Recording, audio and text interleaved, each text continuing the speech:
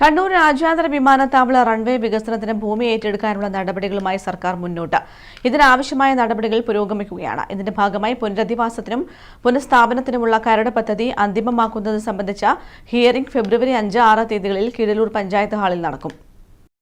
കീഴല്ലൂർ ദേശത്തെ 38 പേരെയും കാനാട് ദേശത്തെ 42 പേരെയും ഫെബ്രുവരി 5-നും കാനാട് ദേശത്തെ 79 പേരെയും ആരാധനാലയങ്ങൾക്ക് ലഭിക്കുന്ന ആനുകൂല്യങ്ങൾ, കരകൗശല വിദഗ്ധർ, ചെറുകിട വ്യാപാരികൾ, സ്വയം തൊഴിൽ ചെയ്യുന്നവർ എന്നിവരെ ഫെബ്രുവരി 6-നുമാണ് ഹിയറിംഗിന് വിളിച്ചിട്ടുള്ളത്. അർഹത തെളിയിക്കുന്ന രേഖകളുടെ പകർപ്പ് സഹിതമാണ് ഇവർ ഹാജരാകേണ്ടത്.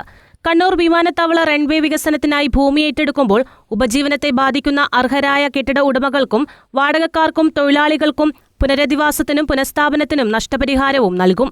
റൺവേ വികസിപ്പിക്കുന്നതിന് ഭൂമി ഏറ്റെടുക്കൽ ത്വരിതപ്പെടുത്തുമെന്ന് മുഖ്യമന്ത്രി പിണറായി വിജയൻ നേരത്തെ വ്യക്തമാക്കിയിരുന്നു.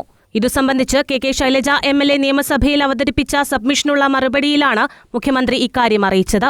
കാനാട് കീഴല്ലൂർ മേഖലയിൽ 245 ഏക്കർ ഭൂമിയാണ് ഇതിനായി ഏറ്റെടുക്കാൻ സർക്കാർ തീരുമാനിച്ചത്. നിലവിലുള്ള റൺവേ 3050 മീറ്ററിൽ നിന്നും 4000 ആക്കി മാറ്റി ദീർഘിപ്പിക്കുന്നതിന് ഏകദേശം 99.3235 ഹെക്ടർ സ്വകാര്യ ഭൂമി ഏറ്റെടുക്കുന്നതിന് 2020 സെപ്റ്റംബർ 17-ന് വിജ്ഞാപനം പ്രസിദ്ധീകരിച്ചിരുന്നു. ഭൂമി ഏറ്റെടുക്കുമ്പോൾ കുടിയൊഴിപ്പിക്കുന്നവർക്ക് നഷ്ടപരിഹാരം ലഭ്യമാക്കുന്നതിനും നടപടികൾ ത്വരിതപ്പെടുത്തുമെന്നും മുഖ്യമന്ത്രി നേരിട്ട് കണ്ട് CPM നേതാക്കളോടും അദ്ദേഹം വ്യക്തമാക്കിയിരുന്നു. News bureau, Mattannur.